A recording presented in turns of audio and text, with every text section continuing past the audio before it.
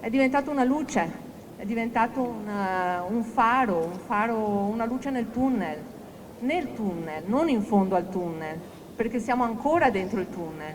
Fino a poco tempo fa, dicono, non sapevano chi fosse. Oggi, per loro, Francesco Zambon è diventato un punto di riferimento, il simbolo del paese che vorrebbero. In Campo San Geremia, l'ex funzionario veneziano dell'Organizzazione Mondiale della Sanità riceve il sostegno di una comunità che si sta formando attraverso i social network e ora si ritrova per la prima volta di persona. Francesco Zambon non deve essere solo, non è solo, nel senso quello che ha fatto lui, ovvero smascherare il fatto che l'Italia avesse un piano pandemico del 2006, ci fa pensare che il fatto che lui ha fatto un'azione giusta, onesta, e quindi noi, se siamo persone giuste e oneste, vogliamo dimostrare la nostra solidarietà a questo uomo.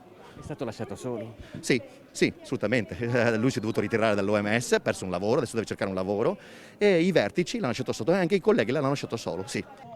Tra coloro che manifestano solidarietà a Francesco Zambon c'è anche chi lo vedrebbe volentieri con un ruolo all'interno del governo. Lui al microfono annuncia di aver perso la causa in primo grado contro l'OMS, ma si tratta di un'indagine interna. Zambon è convinto di vincere quando andrà di fronte al Tribunale internazionale del lavoro. Contemporaneamente sta dando il suo contributo all'indagine aperta dalla Procura di Bergamo.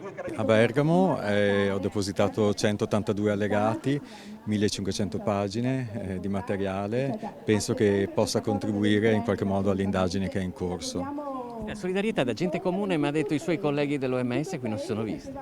Assolutamente scomparsi, a parte pochissimi.